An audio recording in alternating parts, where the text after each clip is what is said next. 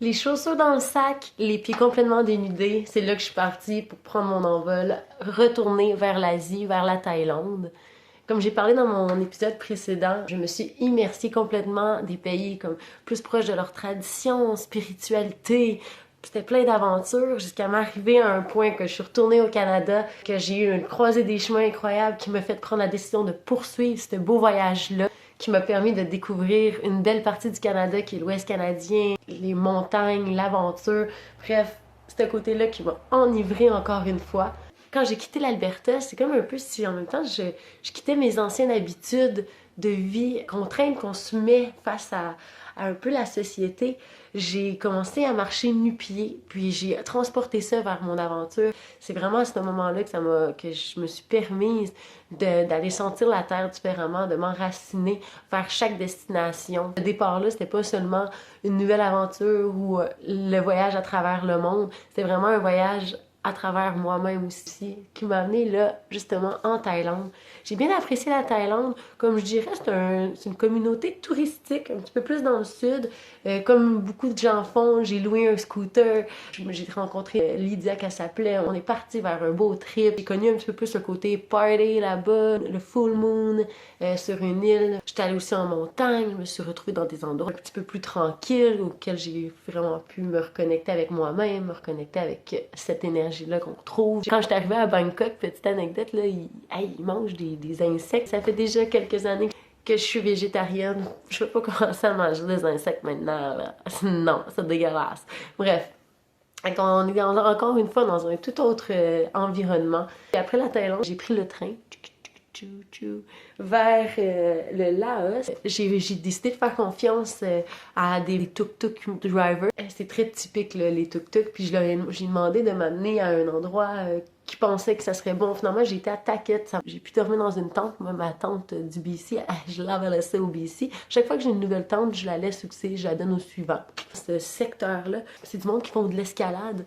Fait que c'est vraiment nice. J'ai appris à faire de l'escalade, à trouver cette technique-là qui est aussi méditative, alignée vers ce côté-là, très centré sur soi, centré sur avec la connexion de qu'est-ce que tu es en train de monter. Puis j'ai rencontré une gang de personnes super nice. Ça c'était vraiment mon petit coup de cœur. Puis au Laos, c'est la première fois que j'ai conduit un scooter avec 3 personnes en arrière de moi. On avait mis la musique dans le tapis. Je me sentais genre I'm a real boss.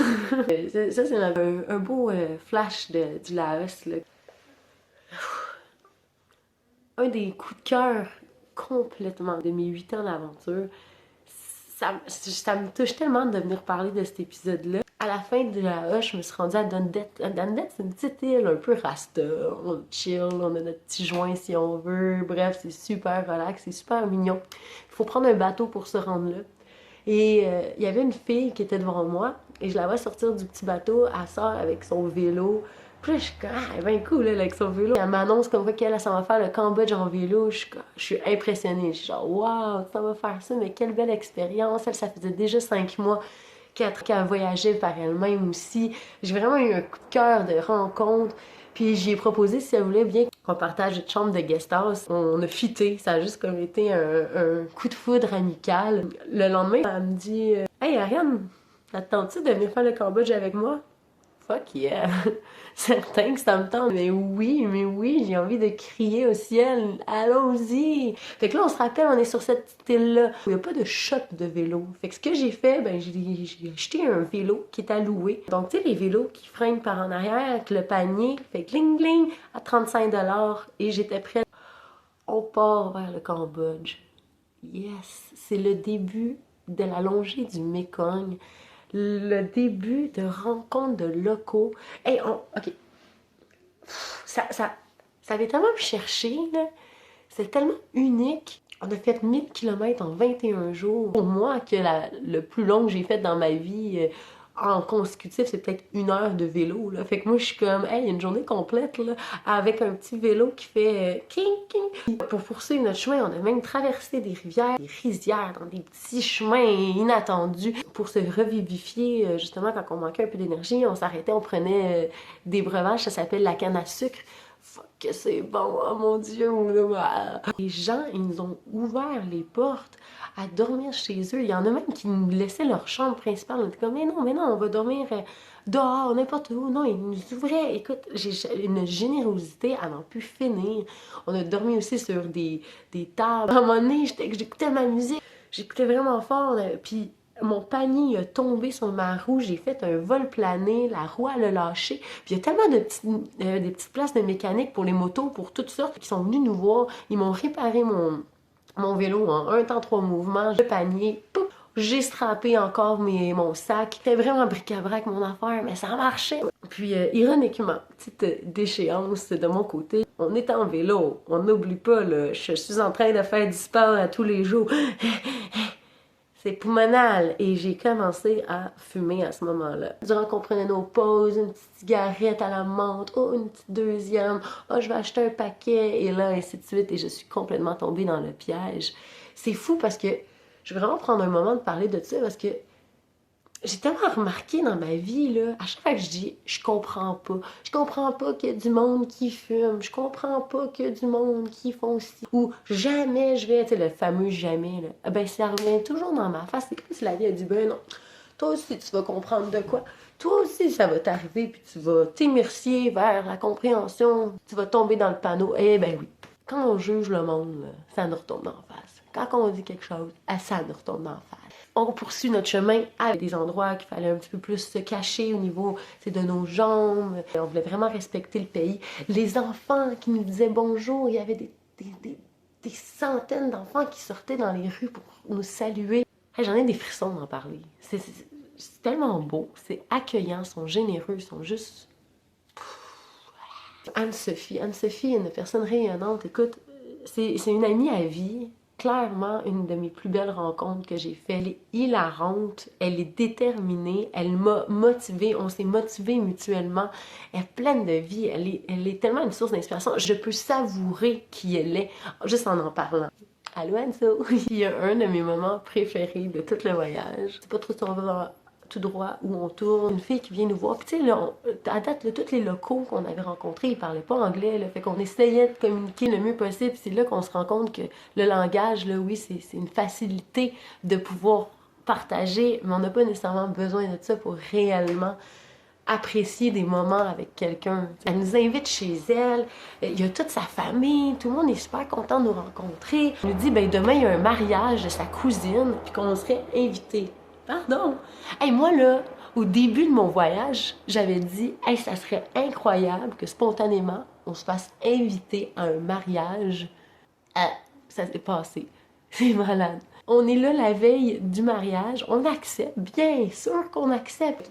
On est le soir, on prend de la bière. Eux autres, comment ils fonctionnent, là, c'est genre, en tout cas, dans cette région-là, je peux pas tout généraliser les régions, moi, c'est ça, j'ai vécu. T'as un verre, t'as une glace, tu mets ta bière, tu pitches ta bière vide, tu cales ton verre, quand ton verre est fini, tu cling, cling, cling, la glace qui cling, ça veut dire que ton verre est fini, on remplit la bière. C'est rempli de cannes de bière à terre. C'était comme un coussin doré de bière vide, de cannes vides. Ça, c'est la veille du mariage qu'on est là avec plusieurs personnes à célébrer l'avant-mariage pour que le lendemain matin, on se réveille vers 6h30 et là, les préparatifs commencent. Il y a 3 sortes de cérémonies dans une journée. Fait qu'au début, ils nous habillent, écoute, on a l'air des Spice Girls. On se fait habiller comme ça. Ils nous mettent le visage super blanc, de peinture vraiment blanche. Les talons hauts, on est complètement, on marche sur la terre, tu sais. Nous, on n'est pas habitués à ça dans les mariages. Puis là, on est là, c'est magique. On boit, on rit, on est immersier par ces couleurs-là, qui est un contraste avec ce côté-là un peu sablonneux, avec toutes les couleurs qui rayonnent, avec la simplicité, avec la joie. J'étais complètement émerveillée de voir tout ça. Puis par la suite, la deuxième partie, on se fait changer complètement. Là, moi, je trouve qu'on avait l'air un peu des sœurs dans Cendrillon. On a tellement ri. Écoute, moi et Anso, là, on a vécu de quoi de malade. Là. Pour revenir à la bière, ben là, cette cérémonie-là aussi, là, il y avait de l'alcool. Fait que là, durant la cérémonie, on pitchait les bières. Puis à la fin, là, il y avait des gros balais. Là, puis là, on passait les balais, puis on faisait juste tasser. Puis après ça, on les mettait dans des sacs. Mais c'était... Tu sais, j'ai jamais vécu ça, mais tout avait du sens. Tout fusionné ensemble. Je suis tellement reconnaissante qu'on ait vécu ça, là, moi puis Anso. Anso, je sais pas si tu te souviens, là, mais comme... On a tellement passé des beaux moments ensemble, mais ça n'a pas de bon sens. Puis là, finalement, on a continué notre chemin, on a fait notre 1000 km, good job, boom, on a réussi.